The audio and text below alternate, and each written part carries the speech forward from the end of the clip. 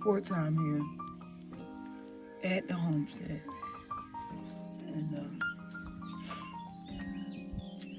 I just thought I'd make this brief video for you today to let you know, people are thinking about buying land to start a homestead.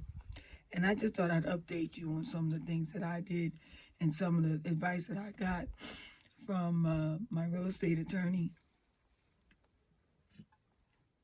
It's cold here. So there's actually 6 mistakes you want to avoid when you're trying to buy raw land. You really want raw land for a homestead. Now, the first consideration is how big should it be? Well, the ones that seem to sell the quickest or is hard to find are between 5 and 10 acres. Okay. So the first thing you want to think about when you are buying land is you got to figure out how far it's going to be from your major like big box stores or places where you're going to be buying supplies. Like, I'm not going to say the names. You know those stores.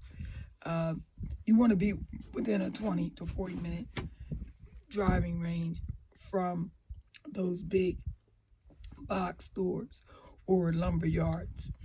That's for delivery purposes. Like if you have to have something delivered, you want to be within the 40 to 50 mile range because they charge extra and they charge by mileage. So you want to think about that.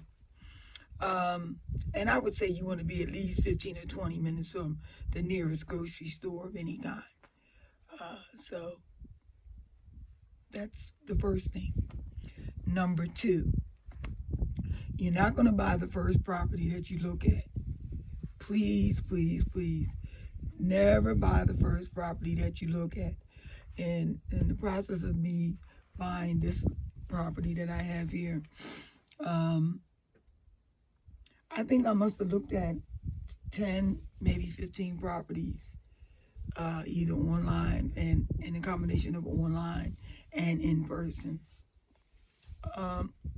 So you want to definitely make sure you don't buy the first property that you look at. Okay, number 3.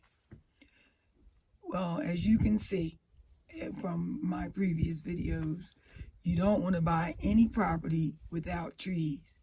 Trees are the lifeblood of your property. Trees are life.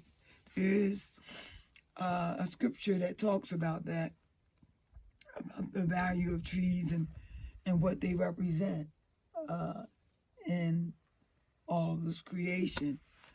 So you definitely don't want to buy any property that doesn't have trees. Now, as you can see, I'm going to hold my camera up. So I'm looking out a little bit there. That's stuff on my truck. We're still unloading here. You don't want to buy property without trees. And then you want to stay clear of buying properties that is just a bad investment all the way around. You don't want it to be like where there's a railroad track going by, or you've heard rumors that they're expanding the waterway or building a canal, and they need part of your property for that. And there's other things to think about too.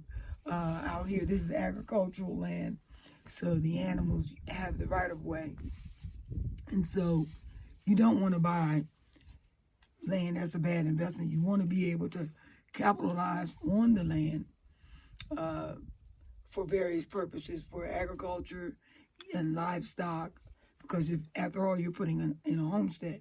So you want it to be self-sustainable. Okay. So now, the 5th point I want to make would be to make sure you're avoiding property with a north-facing slope. Okay, I'm facing east because it's morning. So the back of me is north. So this directly here is east. So somebody shifting my chair because it's still cold out. And you can see this is the morning sun. Okay, so you don't want to slope on a north-facing property because it never warms up. There's weather issues when you've got that wind blowing. When you have the whole front of your property. Mine is north, but I'm up on the plateau. So my slope is actually facing east. So the best facing east, and you don't want to only west facing slope either, because that's sunset. That's the sun bearing down on you all afternoon. And you don't want that for the same reason. So I have the best slope would be facing south or east like I have. So the whole frontage all the way to the boundary line is sloping east. So that's kind of for purposes of like if you have cattle or you decide you want to own livestock, that's a good area because then when that wind blows, when you get the spring and fall winds, when they go to the bathroom, you don't smell that because you got them in the downslope. So all that air, it stays down because you're up high. So that's one of the primary reasons why you want a south or east facing slope, and you don't want a west only facing slope, that afternoon killer sun all year round. So it's the most intense, does the most damage to your property. And, once you build, more maintenance issues because of that sun beating down on your property. And it's always based on the time zone that you live in. You have to worry about the way the sun rises and sets. It changes from season to season. So you have to keep all those things in mind as well. Now, the last thing, I left mostly the legal stuff for last. You want to avoid property with government regulations. So when you're looking at parcels and when you do a search, you want to put in unincorporated. These are your filters. Unincorporated or unrestricted. And the reason why, because you want to be able to do you want to have the most freedom. And that's what it's really all about.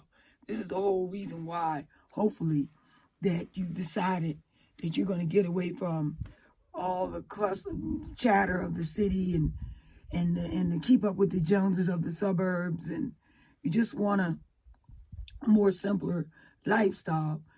You want land where you don't have to worry about Big Brother in your business. How many cows do you have? How many horses? How many chickens? Things like that. How many buildings you have? Things like that. So you want to be inside of the county, okay? But you want to be outside of the city limits, okay? So that is the big one. You want to, now one of the properties that I was looking at was further in, closer into the nearby town. But they had all kinds of HOAs and CCRs kind of regulations, county code regulations, CCNRs, county code and regulations. Okay, and I didn't want to be dealing with that. So I decided not to buy that, although it was lakefront property and it was beautiful. Had the septic already in, already had, they did the perk test for the septic. It was already in place. The well was already in place, it appeared to be. And, well, the septic definitely was in place. But it was too many people. It was too close. It was still too more like a subdivision. And a lot of the people had already been grandfathered in. And it was nice, the idea of being able to go down to the lake, because it was a private lake. That was the major amenity for me. Being from the East Coast, and fishing. You got to be able to fish, because if that's your diet, then you have to be able to get your own fresh fish and nothing like it. So you want to avoid that. So that's the big one. You want it inside of the county, but you want it outside of the city limits. Okay, so now that's it for today's video. And I apologize for the rough start. And I appreciate you all for following along and tuning in. And hopefully this advice will be helpful for you. Now, this would be considered porch time at the Greenhouse Homestead. And I want you to stay tuned for further videos and enjoy the rest of your day. And thanks for watching. Oh, let's remember to give thanks to our Father. All praises to the Most High, Yah. Shalom.